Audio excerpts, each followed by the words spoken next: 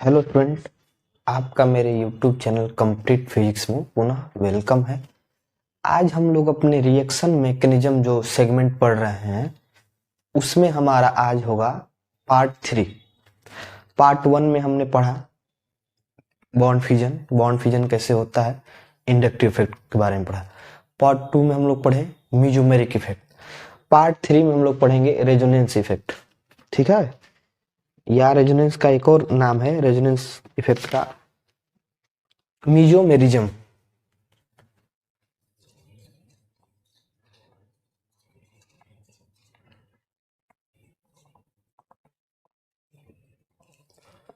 इसमें क्या क्या पढ़ना है हमको? पहला पढ़ना है रेजोनेंस कब अप्लाई होता है। दूसरा, रेजोनेंस किस किस केस में होता है। तीसरा, कौन सा रेजोनेटिंग स्ट्रक्चर स्टेबल होता है, उसके कितने रूल होते हैं। ये तीन चीज लाइन बाय लाइन हमको पढ़ना है। तो रेजोनेंस क्या होता है? जब भी किसी कंपाउंड के दो या दो से अधिक स्ट्रक्चर पॉसिबल है लेकिन वो दोनों स्ट्रक्चर उस मॉलिक्यूल की प्रॉपर्टी को एक्सप्लेन नहीं कर पा रहे हैं, यानी उसके ट्रू स्ट्रक्चर को नहीं रिप्रेजेंट कर रहे हैं, तो वहां पे आता है रेजोनेंस का फिनोमेना। तो if two or more structure are possible for a compound but these are not true structure, तो इसका एक हाइब्रिड स्ट्रक्चर बनता है और ये इसको एक्सप्लेन करता है, इसकी ट्रू स्ट्रक्चर को। जैसे बेंजीन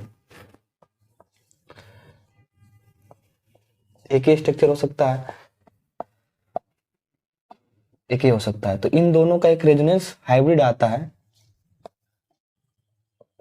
ये डबल बॉन्ड पूरे हमारे रिंग में घूम रहा है, या इसको ऐसे भी लिख सकते हैं। तो ये हमारा है रेजोनेंस हाइब्रिड और ये है resonating structure. Resonating or canonical structure है ये। Resonating or canonical structure of benzene और ये है हाइब्रिड स्ट्रक्चर ऑफ बेंजीन। ठीक है, तो जब two or more structure are written for a compound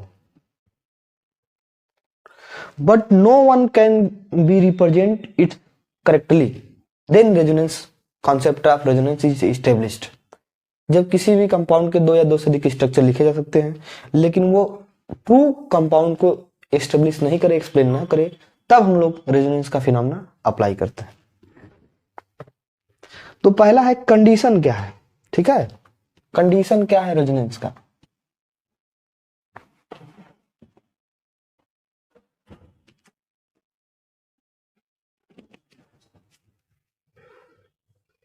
पहला टॉपिक है हमारा कंडीशन फॉर रेजोनेंस।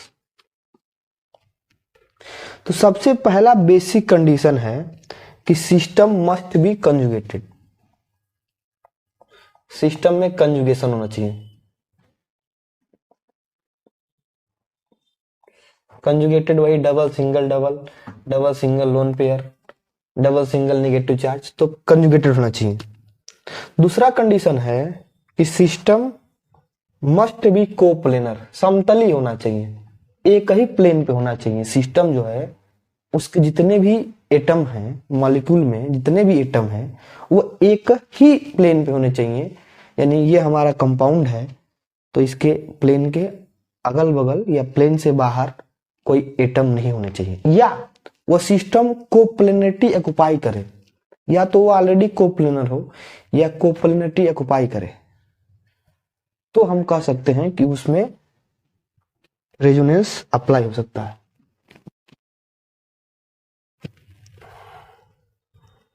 दूसरा कंडीशन क्या है? सिस्टम या तो कोप्लेनर हो, or capable of adopting coplanarity. ठीक है, कोप्लेनिटी अडॉप्ट कर सकते हैं। तो ये दो कंडीशन है। अब कितने टाइप के कंजुगेशन हो सकते हैं? तो कंजुगेशन चार टाइप के हो सकते हैं। पहला, अल्टरनेट्स कंजुगेशन के कितने टाइप हो सकते हैं? पहला है अल्टरनेट सिंगल और मल्टीपल बॉन्ड,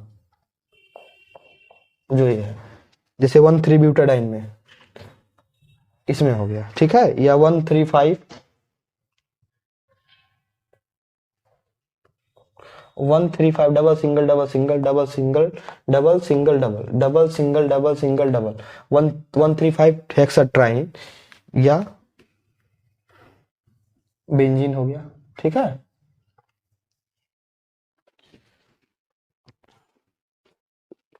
या ब्यूट 1,3 ये आइन हो गया, ब्यूट 1 इन 3 आइन, ठीक है। तो इस सब में क्या है, double single double double single double single double double single double triple single double, ये सब हमारा मल्टीपल बॉन्ड है, मल्टीपल सिंगल मल्टीपल, इस टाइप का है पहला टाइप। दूसरा टाइप है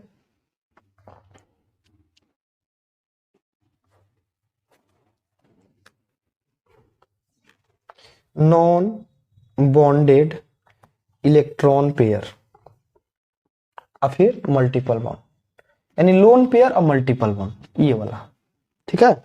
एग्जांपल देखिए, तो यहां पर क्या है, एग्जांपल ले लिया जाए इसका, ये तो जेड हो गया, एग्जांपल के रूप में ले लिया जाए CH2 डबल 1 CH Cl, ठीक है। तो lone pair single double bond, तो lone pair single double bond इस टाइप का हो गया दूसरा।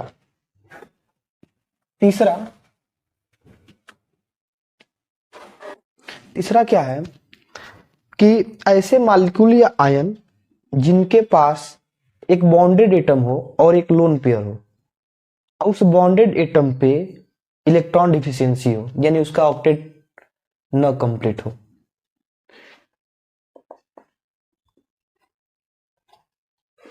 बोरान का ऑक्टेट नहीं कंप्लीट है और यहां पे लोन पेयर है, तो लोन पेयर ऐसे एटम से बॉन्ड हो जो क्या हो, इलेक्ट्रॉन डिफिशियंट हो,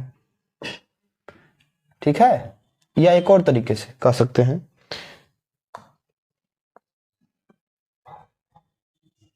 देखिए इसके पास 2 इलेक्ट्रॉन की कमी है, तो ये हो जाएगा लैकिंग 2 इलेक्ट्रॉन्स, ठीक है। और ये भी लैकिंग 2 इलेक्ट्रॉन्स, 2 इलेक्ट्रॉन्स चाहिए इसको, और यहां पे क्या है, लोन पेयर। तो लोन पेयर वाला एटम ऐसे एटम से बॉन्ड हो जो 2 इलेक्ट्रॉन की कमी हो उसके पास ऑक्टेट कंप्लीट करने से, समझ गए। या तो इलेक्ट्रॉन डिफिशिएंट मॉलिक्यूल हो, बोरान ऑक्टेट नहीं कंप्लीट करता है, ये लोन पेयर जुड़ा है। या अगर कोई पॉजिटिव है, डायरेक्ट ऑक्सीजन से जुड़ा हुआ है जिस पर लोन पेयर हो, तो इसमें रेजोनेंस पॉसिबल हो सकता है। एक और है सेम स्ट्रक्चर, तो ये आपका हो गया तीसरा एग्जांपल हो गया। चौथा, पाई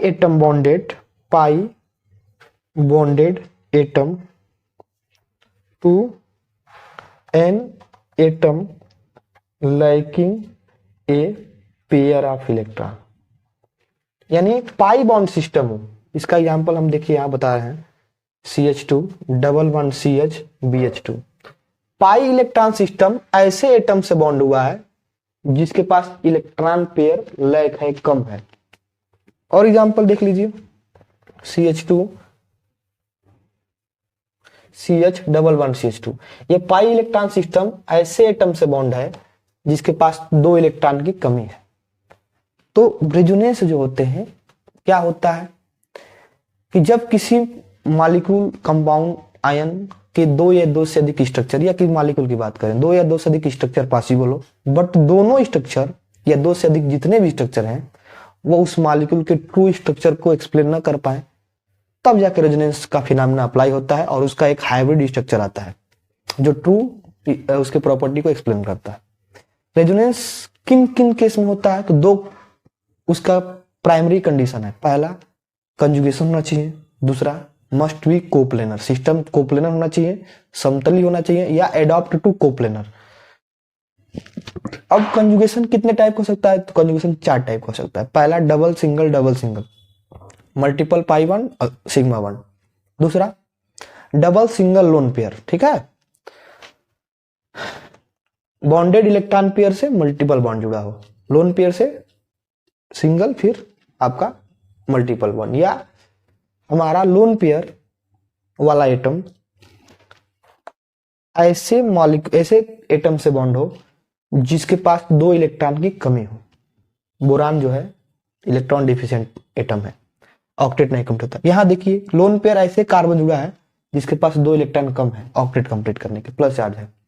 या पाई सिस्टम जो है, पाई इलेक्ट्रॉन सिस्टम, ऐसे एटम जुड़ा हुआ है जिसके पास लैकिंग इलेक्ट्रॉन कमी है। Same pi electron system carbon जुड़ा है जिसके पास इलेक्ट्रॉन की कमी है, डिफिशियंस है इलेक्ट्रॉन पेयर की। तो इन चारों केसों में हमारा ये हो सकता है, क्या कहते हैं, रेजोनेंस होता है। अब आगे चलेंगे, rules for writing resonating structure. Resonating structure लिखने के क्या क्या नियम है, इसको हम लोग स्टडी करेंगे।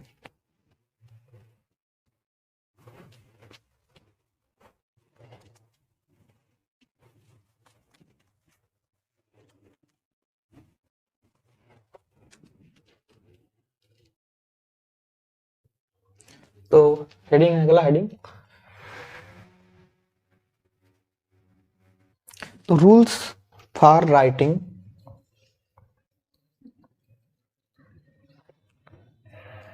Resonance structure.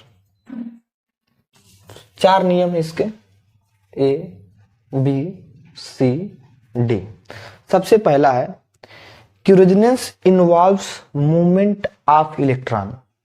Resonance involves movement of electron,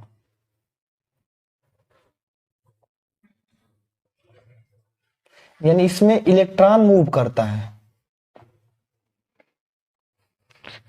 that is movement of atom not allowed, atom नहीं मूवमेंट कराते हैं, ठीक है। एग्जाम्पल देख लीजिए इसका, एग्जाम्पल है CH3 CH double bond CH CH double bond CH2। पहले देखिए रेजोनेंस कैसे लगता है, डबल सिंगल कंजुगेशन है, प्लेनर भी है, ठीक है। ये रेजोनेंस लगेगा। अब क्या होगा इसमें बताइए, कैसे बनेगा, तो डबल बॉन्ड को सिंगल बॉन्ड पे और इसको एटम पे, ठीक है।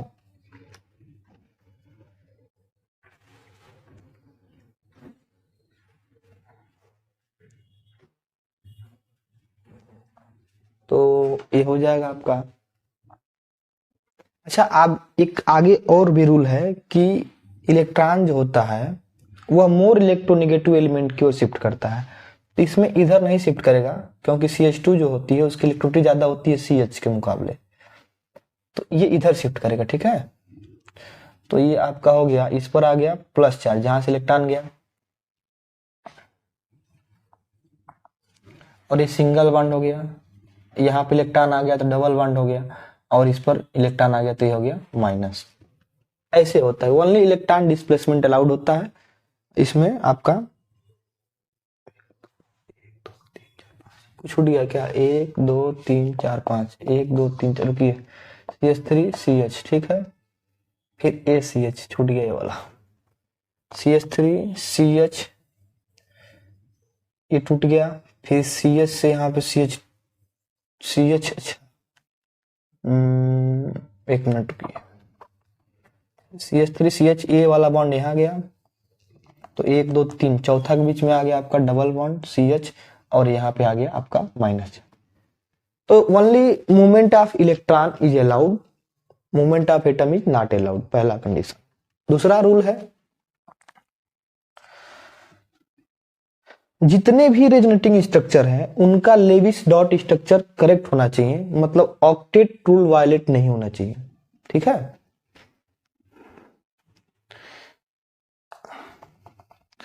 All the structure must have valid Lewis dot formula, that is octet should not violate it, example देख लीजिए।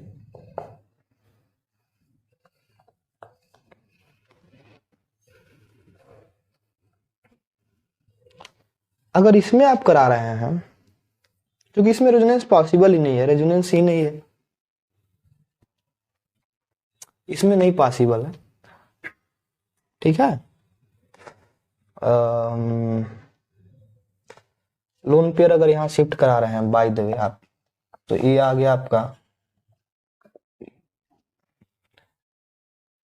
तो लोन पेयर यहाँ आया तो ये हो गया आपका डबल बॉन्ड ओ, इस पर आ गया माइनस चार्ज, इस पे आ गया प्लस चार्ज एच। यहाँ पे कार्बन का ऑक्टेट जो है 10 हो गया, तो ये अलाउड ही नहीं है, ठीक है, ऑक्टेट कंप्लीट ही नहीं है। तो ये हो गया दूसरा रूल कि हमारा जितने भी रेजोनेटिंग स्ट्रक्चर बन रहे हैं वो ऑक्टेट रूल को फॉलो करने चाहिए, लेविस डार्ट स्ट्रक्चर उनका ऑक्टेट रूल को फॉलो करना चाहिए। तीसरा रूल जो ही बता रहे थे आप, if there are more than one possible ways of delocalization, ways of delocalization, electron prefers to move towards more electronegative atom, जो ये बताए हैं। दो या दो से अधिक वे, जैसे इधर भी जा सकता है, इधर भी जा सकता है, ये ऐसे यहाँ जा सकता है और या ऐसे यहाँ जा सकता है। तो अगर दो या दो से अधिक तरीके हैं इलेक्ट्रॉन के डिलोकाइजेशन के, राइट साइड या लेफ्ट साइड, तो इलेक्ट्रॉन जो होता है मोर इलेक्ट्रोनेगेटिव एलिमेंट की ओर डिस्प्लेस करना प्रीफर करता है। एग्जांपल देखिए इसका,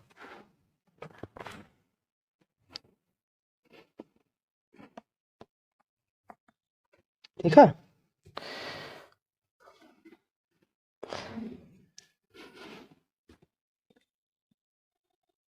इसमें देखिए एक तरीका क्या है कि आप ये आप ऐसे कराएं, यहाँ पर यहाँ पे गया तो ये आपका बन गया CH2 पे आ गया, इलेक्ट्रॉन यहाँ से गया तो प्लस चार्ज आ गया, यहाँ पे सिंगल बॉन्ड हो गया, ये CH हो गया, यहाँ पे इलेक्ट्रॉन है डबल बॉन्ड हो गया C, और इस पे आ गया माइनस चार्ज और ये हो गया H।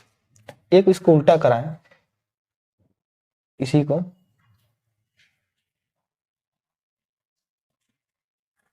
इस तरह से, ठीक है, यहाँ बना रहे हैं तो CH2 पे आ गया माइनस चार्ज, ये हो गया CH, ये हो गया आपका डबल बॉन्ड, इलेक्ट्रॉन यहाँ डबल बॉन्ड हो गया और इस पर आ गया पॉजिटिव चार्ज।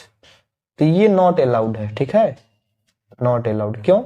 क्योंकि इलेक्ट्रॉन जो होता है मोर इलेक्ट्रोनेगेटिव एलिमेंट जो कि ऑक्सीजन है उधर मूव करने के लिए प्रीफर करता है। तो इसमें ये वाली जो है इधर इलेक्ट्रॉन से मूव नहीं करेगा, क्योंकि इलेक्ट्रोनेगेटिव एलिमेंट की ओर ही मूव करना है। अगर दो तरीका है तो जैसे इसमें इधर भी मूव कर सकता है, इधर भी। However if only one way of electron displacement, केवल एक ही और अगर इलेक्ट्रॉन डिस्प्लेसमेंट पॉसिबल है तो ये हो सकता है कि इलेक्ट्रॉन जो है इलेक्ट्रोनेगेटिव एलिमेंट से दूर डिस्प्लेस हो। लेकिन अगर दो तरीका है, जैसे इसमें इलेक्ट्रॉन इधर भी मूव कर सकता है, इधर भी मूव कर सकता है, तब ही ये केवल नियम लगेगा कि electron displaces towards more electronegative element, but in case of only one way of displacement then this rule does not apply। जैसे अगला एग्जांपल देखिए,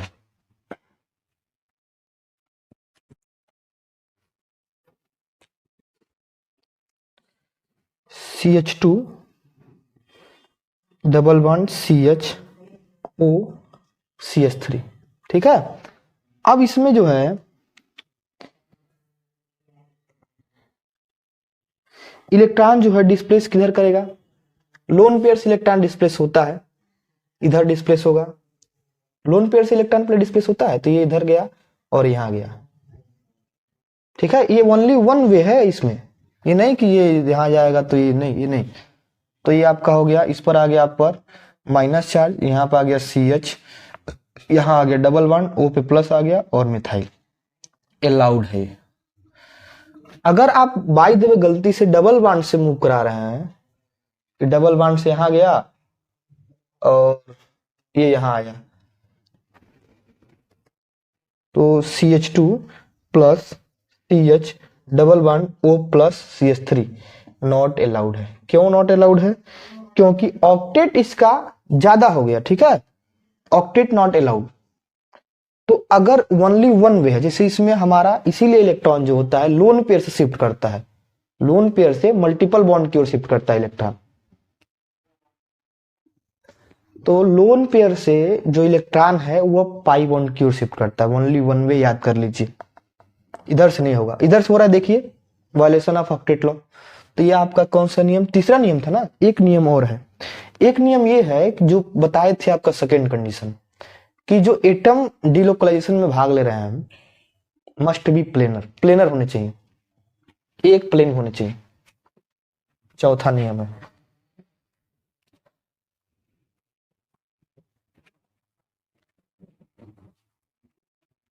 चौथा नियम है हम अपना डी, atoms involved in resonance must lies, तो atom involve in resonance must lies in plane, या इसका एक और कह सकते हैं कि sp3 हाइब्रिडाइज नहीं होने चाहिए, sp3 हाइब्रिडाइज नहीं होनी चाहिए। Atom involve in resonance must line in a plane, planar होने चाहिए, या उसमें से कोई भी एटम sp3 हाइब्रिडाइज नहीं होना चाहिए, क्योंकि अगर वो sp3 हाइब्रिडाइज है तो वो आउट ऑफ द प्लेन होगा, प्लेन से बाहर होगा। ठीक है, तो ये पहचानने का तरीका है। एग्जाम्पल के केस में अगर हम देखें, 1,3-ब्यूटाडाइन की बात करें,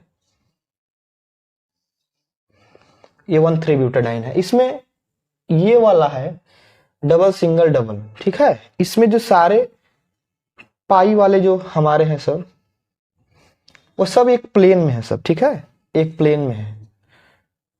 थोड़ा नीचे होता है, थोड़ा सा नीचे होगा, तो एक पैरेलल है, तो ये इसमें आपका रेजोनेंस हो जाएगा, कोई दिक्कत नहीं है। बट इन केस आप, अगर हम दूसरा देखें,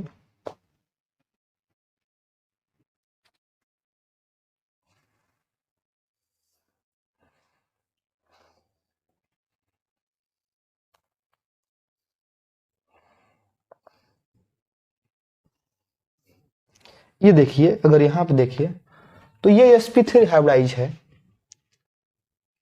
तो ये जो आप अगर करा रहे हैं इसको ऐसे, यहां पर अगर बाय द वे करने की कोशिश कर रहे हैं,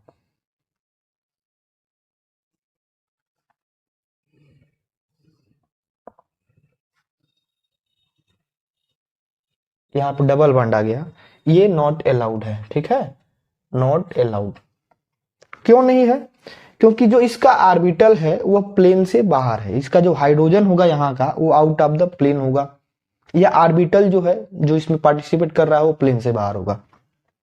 the orbital holding lone pair and p orbital carbon, जिस पे पॉजिटिव चार्ज है, यानी इसका लोन पेयर का ऑर्बिटल और इसका p orbital are not in the plane, एक प्लेन में नहीं है, ये बिलो द प्लेन है तो एबव द प्लेन है, ठीक है, ये एक्स वाई पे है तो वाई जेड पे, इस प्रकार का है, समझ गए। जो इसका लोन पेयर जिस ऑर्बिटल में है और इस कार्बन का जो p ऑर्बिटल है, ये दोनों प्लेन में नहीं है, एक प्लेन में नहीं है, इसीलिए ये पॉसिबल नहीं है। तो ये हमारा हो गया रूल्स। कितने रूल्स थे? 4 रूल्स। सबसे पहला रूल क्या था कि ओनली इलेक्ट्रॉन का मूवमेंट होता है,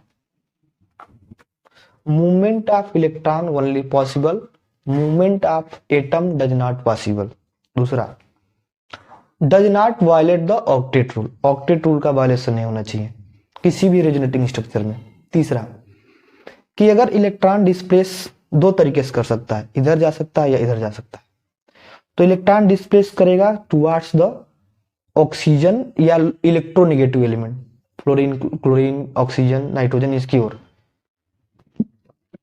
और उसी में एक और है कि अगर इलेक्ट्रॉन एक ही डायरेक्शन में मूव कर रहा है तो वो इलेक्ट्रोनेगेटिव एलिमेंट से दूर जा सकता है, उसमें कोई दिक्कत नहीं है, समझ रहे हैं, यानी एक ही ओर कर सकता है। जैसे लोन पेयर था वहां पर यहाँ सिंगल बॉन्ड था, यहाँ डबल बॉन्ड था, ऑक्सीजन भी था, ऑक्सीजन का लोन पेयर था, तो लोन पेयर से डिस्प्लेस किया इधर, ऑक्सीजन से इधर जा रहा है, वो हो सकता है अगर एक ही तरीका से है तो।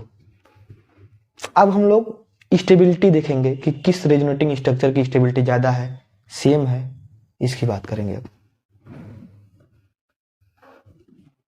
तो अगला हेडिंग है हमारा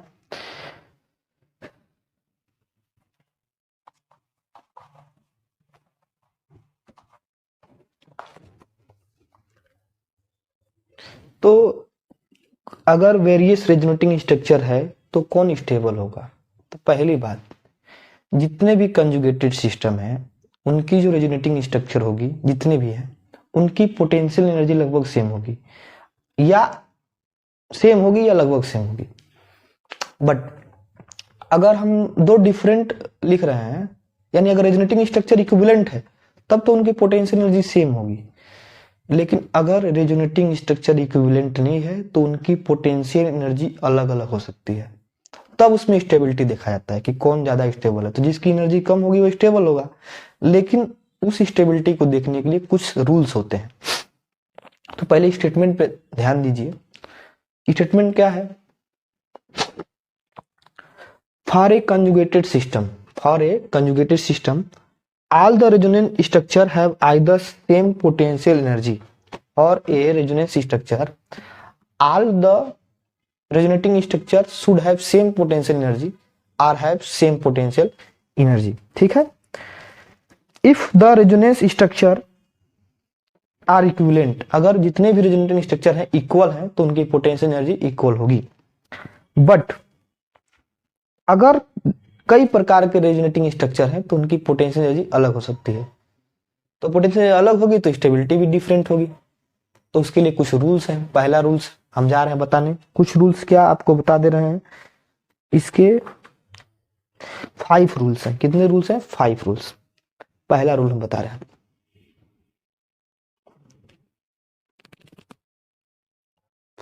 तो पहला रूल है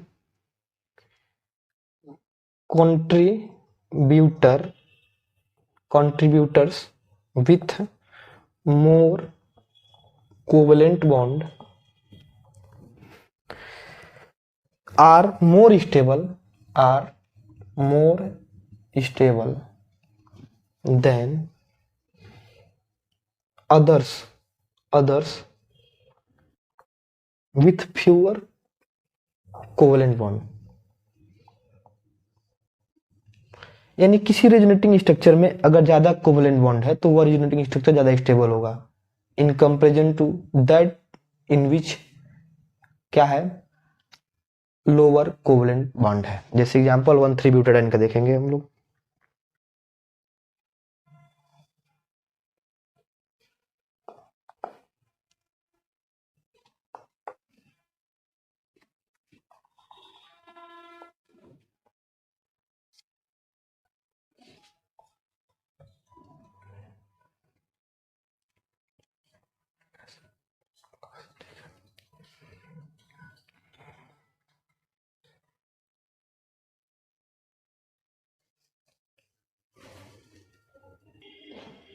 ये वाला माइनस यहाँ गया, ये यहाँ गया, तो ये हो जाएगा आपका माइनस डबल।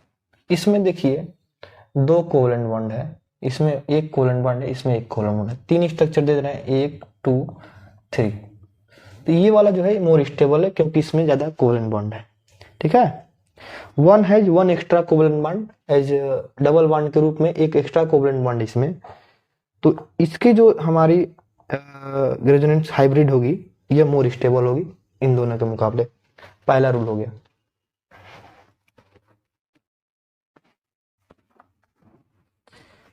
दूसरा रूल देखिए, contributor with complete octet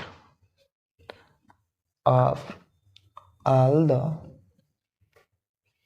atoms have lower potential energy, more stable than those with an atom having completely octet। Example देखिए इसका, CH3O CH2 CH3O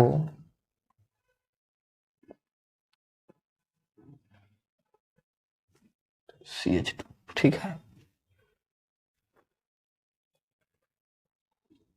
एक और एग्जाम्पल,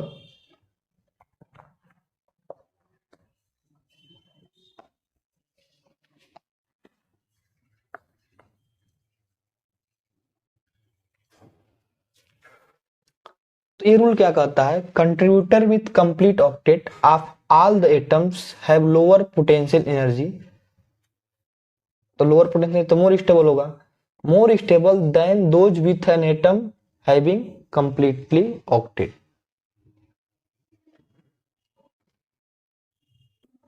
यहाँ पर इनकम्प्लीट होगा, इनकम्प्लीट ऑक्टेट, यानी कि ऐसा रेजोनेटिंग स्ट्रक्चर मोर स्टेबल होगा जिसमें सभी एटम जो है ऑक्टेट कंप्लीट हो। जैसे इस केस में देखिए, यहाँ पे कार्बन का ऑक्टेट कंप्लीट नहीं है तो इनकम्प्लीट ऑक्टेट है, ठीक है। और यहाँ पे सभी कार्बन ऑलरेडी पूरा कर चुका है, ऑक्सीजन भी 2 2 4 2 6 2 8 कार्बन यहाँ पूरा कर चुका है, तो ये जो है ज्यादा स्टेबल होगा, ठीक है तो ये resonating structure he, but in दोनों में स्टेबल होगा। इन केस इसमें अगर हम देखें तो यहाँ पे भी ये कार्बन जो है इनकम्प्लीट है, इनकम्प्लीट ऑक्टेट है, और इसमें कार्बन ऑक्सीजन सब कंप्लीट ऑक्टेट है, 2 2 4 2 6 2 8 ऑक्सीजन है, 2 2 4 2 6 2 8 इसका भी है और इसका भी पूरा है, तो इसका भी ऑक्टेट कंप्लीट है। तो इस रूल का मतलब क्या है कि ऐसा रेजोनेटिंग स्ट्रक्चर मोर स्टेबल होगा जिसमें सभी एटम्स अपना ऑक्टेट कंप्लीट कर लिए हों, ठीक है। तीसरा रूल देखते हैं हम लोग।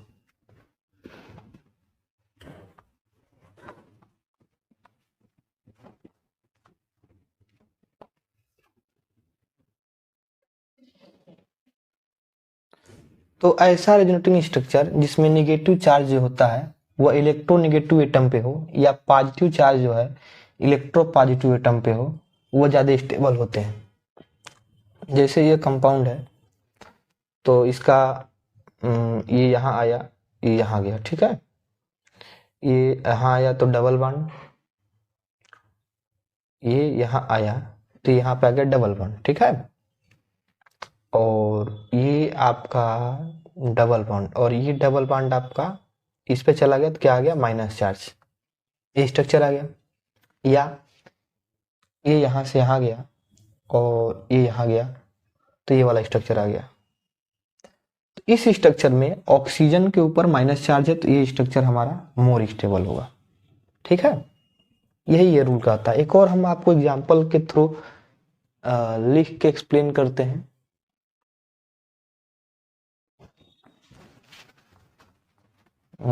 आपको एक्सप्लेन करते हैं हम बेंजीन बेंजोन बेंजीन वाला एक एक्सप्लेन करते हैं हम आपको। ये आपका बेंजीन रिंग हो गया और इस पे ये कीटोन ग्रुप O है, फिनोन, ठीक है। तो इसमें क्या होगा, इसमें आपका इसका पहले हम लोग बनाएंगे रेजोनेटिंग स्ट्रक्चर। तो ये डबल बॉन्ड,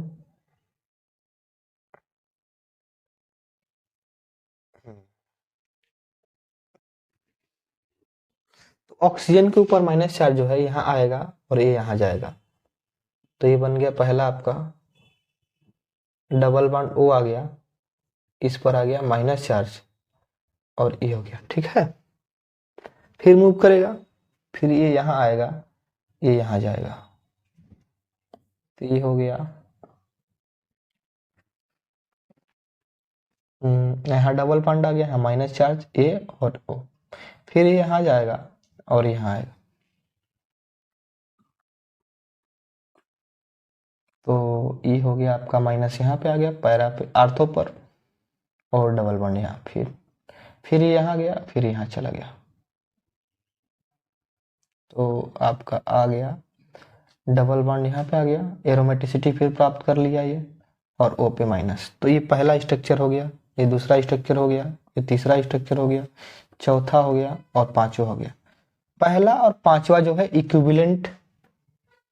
इक्विवेलेंट स्ट्रक्चर है, सेम है, ठीक है। और ये मोर स्टेबल है, पहले और पांचवे मोर स्टेबल है, और ये रेजोनेंस हाइब्रिड में ज्यादा अपना योगदान देंगे। क्यों? क्योंकि ऑक्सीजन के ऊपर क्या है, माइनस चार्ज। तो ये रूल यही कहता है कि रेजोनेटिंग स्ट्रक्चर में वह स्ट्रक्चर ज्यादा स्टेबल होता है, ज्यादा उसकी एनर्जी कम होती है। स्टेबिलिटी का मतलब है उसकी पोटेंशियल एनर्जी कम। कोई एटम कंपाउंड तभी स्टेबल होता है जब उसकी पोटेंशियल एनर्जी कम हो। तो जिस पर इलेक्ट्रोनेगेटिव एलिमेंट के ऊपर माइनस चार्ज और इलेक्ट्रो पॉजिटिव के ऊपर पॉजिटिव चार्ज रहेगा, वही हमारा रेजोनेटिंग स्ट्रक्चर मोर स्टेबल होगा। तो ये हो गया तीसरा नियम। अब हम लोग आते हैं अपने चौथे नियम पर।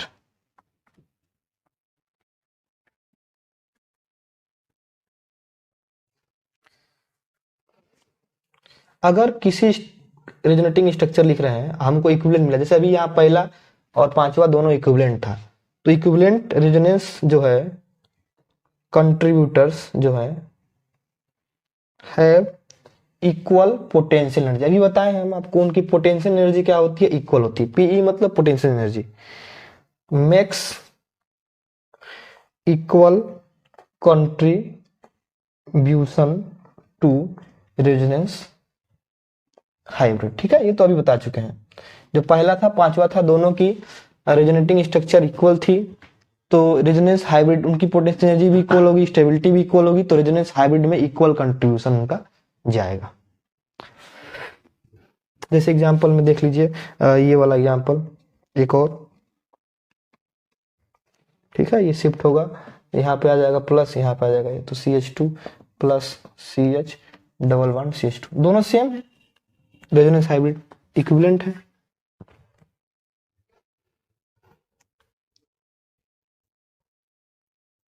एक और इसी का एक सब नियम है, सब रूल है, greater the number of equivalent resonance contributors.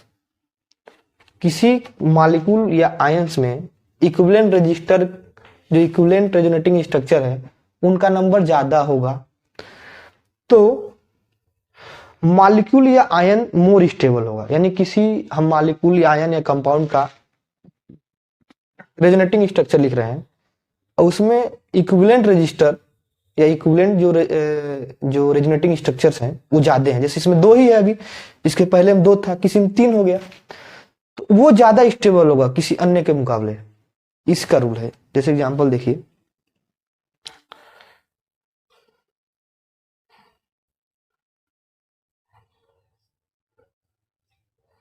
Carbonate का हम लोग बना रहे हैं, ठीक है। तो ये आपका यहाँ आया, ये यहाँ गया, तो ये क्या हो गया, C यहाँ डबल बॉन्ड आ गया, इस पे माइनस चार्ज आ गया, ठीक है।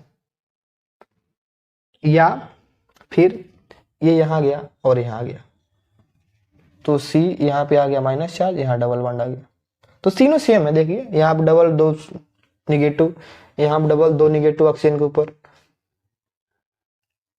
और यहाँ पे डबल 2 ऑक्सीजन पे निगेटिव। तो ये पहला, दूसरा और तीसरा तीनों इक्विवेलेंट रजिस्टर है, और ये carbonate ion are more stable, ठीक है।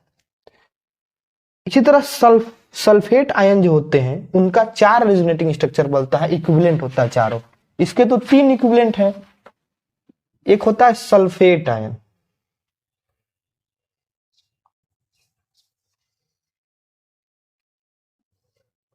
तो इसके 4 रेजोनेटिंग स्ट्रक्चर बनते हैं, बना लीजिएगा, आप लोग को आता ही है। तो ये ज्यादा स्टेबल होगा, ठीक है, कार्बोनेट के तुलना में। यही हमारा टॉपिक है। अब हमारा है रूल नंबर 5, जो लास्ट रूल है। एक साथ ही हम लिख दे रहे हैं कि एक साथ अभी फिर समझाया जाएगा। तो 5वां रूल है charge separation decreases stability of resonating structure, ठीक है। तो अभी इसको एक्सप्लेन किया जाएगा। तो 5 रूल है रेजोनेटिंग स्ट्रक्चर को स्टेबिलिटी बताने के लिए। जनरली हम क्या बताए हैं कि अगर इक्विवेलेंट रेजोनेटिंग स्ट्रक्चर है तो उनकी पोटेंशियल एनर्जी सेम होगी, स्टेबिलिटी भी सेम होगी, उसमें दिक्कत नहीं है। लेकिन अगर दो या दो से अधिक अलग टाइप के रेजोनेटिंग स्ट्रक्चर मिल रहे हैं तो उनमें कौन रेजोनेटिंग स्ट्रक्चर ज्यादा स्टेबल होगा, उसको असाइन करने के 5 नियम है। पहला, जिसमें ज्यादा कोवेलेंट बॉन्ड होगा, ऐसे कंट्रीब्यूटर्स जिसमें ज्यादा कोवेलेंट बॉन्ड होगा, पहला रूल है। Contributors with most covalent bond जो बताए हैं, एक 1,3 ब्यूटाडाइन का लिया गया था एग्जांपल, पहला रूल देख लीजिए वीडियो रिवाइंड कर। तो जिसमें ज्यादा कोवेलेंट बॉन्ड होगा वो रेजोनेटिंग स्ट्रक्चर मोर स्टेबल होगा।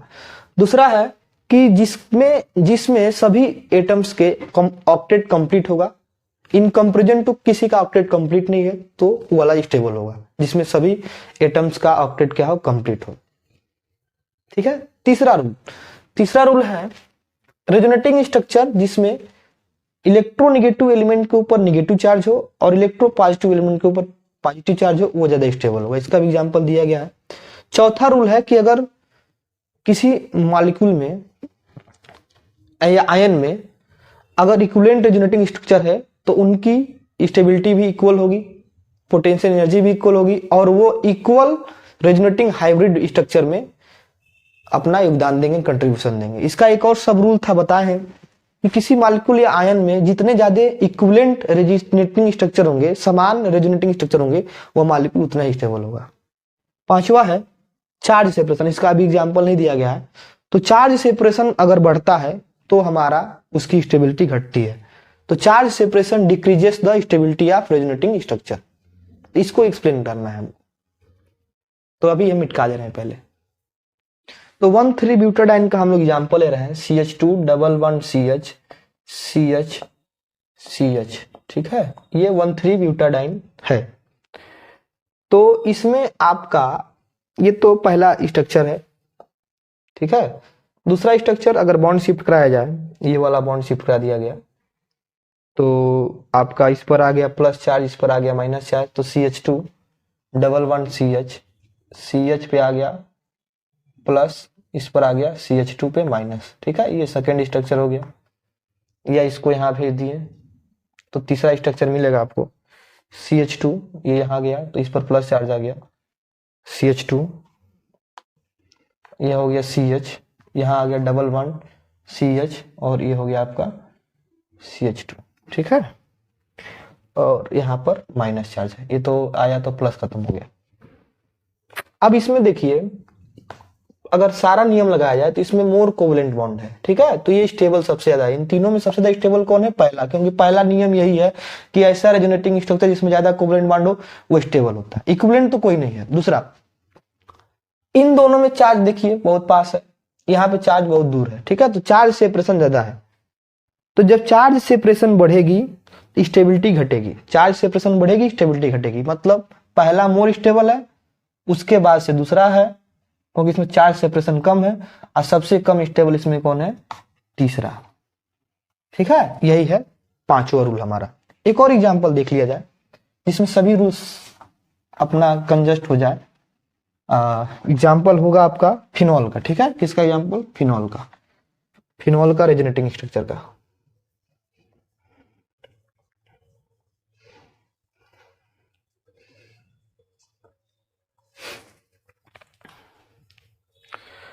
तो इसका हो गया आपका कि ये लोन पेयर आया यहाँ पर, यहाँ पे पहला ये हो गया। ठीक है, न्यूट्रल जो है, तो आपका डबल बॉन्ड आ गया यहाँ पर, ये हो गया OH, इस पे आ गया प्लस चार्ज, इस पर आ गया माइनस चार्ज, ये हो गया इससे, फिर इसको घुमा दिया गया यहाँ पर, तो आपका हो गया ये, यहाँ पे आ गया ये, इस पे आ गया माइनस चार्ज, ये हो गया। ठीक है, फिर ये यहाँ गया और ये यहाँ आया, तो यहाँ पे आ गया ये, इस पे आ गया नेगेटिव, डबल बॉन्ड O पे माइनस H, यहाँ गया और यहाँ आ गया, तो ये आपका डबल बॉन्ड टूट गया, ये हो गया OH, फिर एरोमेटिसिटी गेन कर लिया। तो दूसरा, तीसरा, चौथा, पांचवा, ये दोनों स्ट्रक्चर सेम है, तो ये दोनों इक्विवेलेंट हो गए। ठीक है, इसमें सबसे ज्यादा स्टेबल कौन है? यही दोनों है। क्यों? क्योंकि इसमें मोर कोवेलेंट बॉन्ड है। तो पहला और पांचवा की स्टेबिलिटी सबसे ज्यादा है इस केस में। ठीक है, अब उसके बाद से देखते हैं कौन सबसे कम स्टेबल है, दूसरा, तीसरा और चौथा में। तो चार्ज सेपरेशन देखिए अब, ठीक है। तो चार्ज सेपरेशन जिसका सबसे पास होगा वो ज्यादा स्टेबल होगा। तो इसको आप एक्सप्लेन कीजिए। और देखिए एक और चीज देखिए, दूसरा और चौथा दोनों सेम है, आर्थो पे निगेटिव चार्ज है, सेम स्ट्रक्चर है ये, ठीक है। आर्थो है, इधर से देखेंगे तो ये आर्थो है, इधर देखेंगे आर्थो। तो दूसरा चौथा सेम है, और प्लस प्लस माइनस चार्ज के बीच जो डिस्टेंस है, जो चार्ज सेपरेशन है, जो हमारा पांचवा रूल है, वो कम है, यानी ये ज्यादा स्टेबल होंगे, ठीक है। और सबसे कम स्टेबल कौन होगा, थर्ड। तो ये हमारा हो गया पूरा रूल, हमने असाइन कर लिया। तो हमने आज क्या पढ़ा, हमने पढ़ा एक टॉपिक और है जिसका नाम है steric inhibition to resonance, steric inhibition to resonance and acid base strength, जिसको आज हम कवर करेंगे, आज इसको समाप्त किया जाएगा। लेकिन एक बार हम लोग इसको रिवाइंड कर रहे हैं। शुरुआत में हमने पढ़ा रेजोनेंस के किसी एक कंपाउंड आयन या मॉलिक्यूल का अगर दो या दो से अधिक स्ट्रक्चर पॉसिबल है, लेकिन दोनों स्ट्रक्चर उसके ट्रू स्ट्रक्चर को एक्सप्लेन नहीं कर पा रहा है, कि इसमें carbon carbon double bond triple नहीं एक्सप्लेन कर पा रहा है, तब हम लोग रेजोनेंस वहां पे अप्लाई करते हैं और हाइब्रिड स्ट्रक्चर मिलता है जो उसकी प्रॉपर्टी को एक्सप्लेन करता है।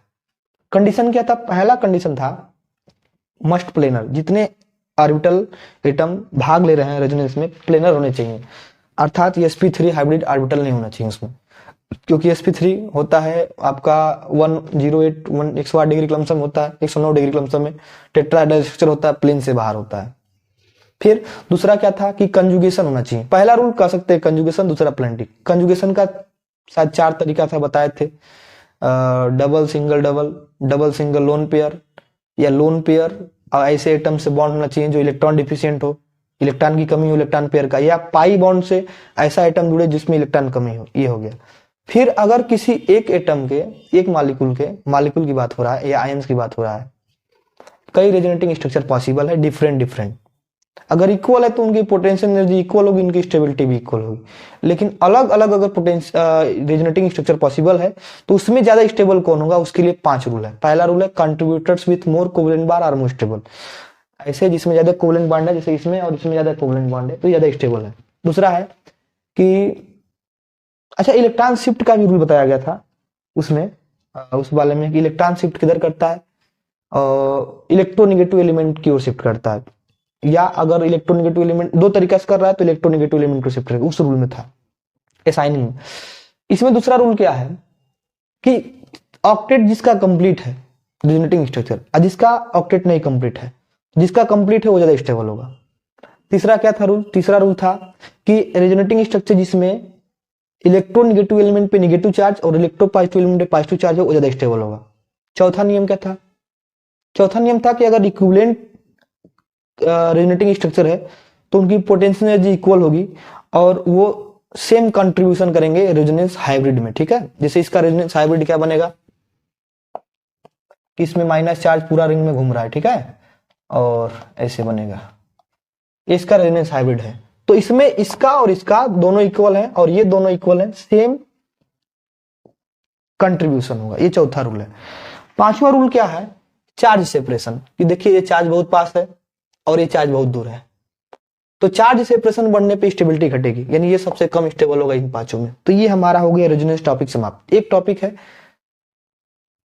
स्टेरिक हिंड्रेंस टू रेजोनेंस, ठीक है, या स्टेरिक इनहिबिशन टू रेजोनेंस और एसिड स्ट्रेंथ, ये इसको बता के समाप्त कर दिया जाए आज। तो क्या होता है, कभी कभी जो एटम मॉलिक्यूल की रेजोनेटिंग स्टेबिलिटी होती है वह other part of the system, जैसे एक रिंग है,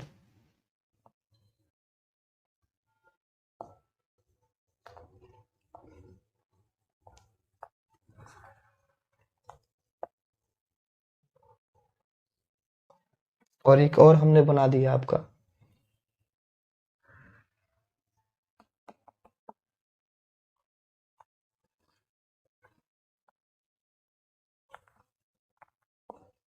इसमें सब चीज आइडेंटिकल है, बस CH3 का पोजीशन चेंज है। तो क्या होता है, कभी कभी resonance ability of atom is lost if they lost polarity due to the steric hindrance of other part of the compound. Compound में स्टेरिक हिंडेंस ज्यादा होने की वजह से अगर उसकी प्लेनेरिटी लॉस हो रही है तो उसकी रेजोनेंस एबिलिटी भी कम होती है, रिड्यूस होती है, यही है। इन द केस अगर इसमें देखें तो जो कंपाउंड, इस कंपाउंड का नाम ए दिया जा रहा है, इस कंपाउंड का नाम बी दिया जा रहा है, तो सब चीज आइडेंटिकल है, बस मिथाइल ग्रुप जो है इस पर है, इस पर यहां पर चेंज कर दिया गया है पोजीशन एमीन के रिस्पेक्ट में। तो यह आशा किया जा रहा है कि जो हमारा ए है वह स्ट्रॉन्गर बेस है, मतलब ये अभी हम एक्सपेक्ट कर रहे हैं कि ए इज स्ट्रॉन्गर बेस, वास्तव में है नहीं, अपोजिट है इसका, स्ट्रॉन्गर बेस देन बी। मतलब बेस मतलब H प्लस को एक्सेप्ट करने की प्रॉपर्टी इसमें ज्यादा है इन कंपेरिजन टू इसमें, एमीन ग्रुप ले सकता है।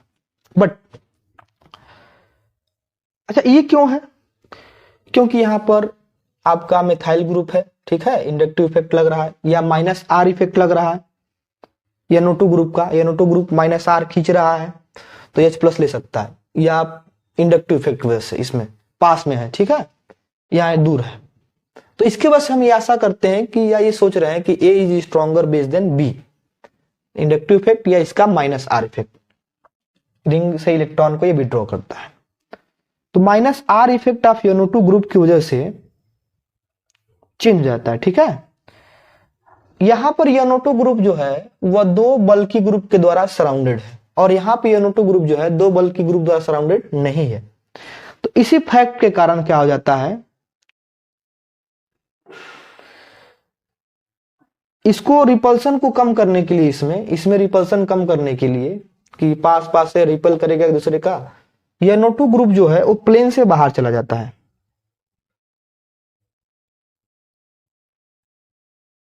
ठीक है। NO2 ग्रुप जो है प्लेन से बाहर चला जाता है, इसे मिथाइल ग्रुप, तो NO2 प्लेन से बाहर चला गया रिपल्सन कम करने के लिए।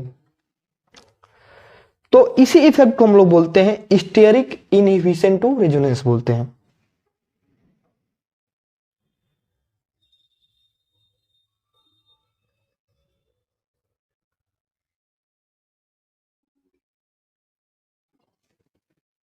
इसमें NO2 ग्रुप रिंग के साथ है, इसमें NO2 ग्रुप रिंग से बाहर हो गया तो रेजोनेंस में भाग नहीं लिया, जिसके कारण इसका बेसिक स्ट्रेंथ कम नहीं हुआ बल्कि इसका बेसिक स्ट्रेंथ इससे ज्यादा हो गया, उल्टा। हमने क्या बोला कि ये देखिए रेजोनेंस में है, ऑक्सीजन का ये ऐसे जाएगा, सब रेजोनेंस में है, इसका भी लोन पेयर रेजोनेंस में है, but in the case NO2 इसके स्टेरिक बल्की ग्रुप होने की वजह से ये जो है रिंग से प्लेन से बाहर चला जा रहा है, जिसके कारण यह रेजोनेंस में भाग नहीं ले रहा है, इसकी बेसिक स्ट्रेंथ बढ़ जा रही है, ठीक है, माइनस आर इफेक्ट इसका कम हो जा रहा है। तो बस यही था एक एक्स्ट्रा टॉपिक। तो वीडियो देखने के लिए धन्यवाद, और अगला हमारा टॉपिक जो होगा वो होगा हाइपर कंजुगेशन, ठीक है, जो फोर्थ जो वीडियो होगा। धन्यवाद।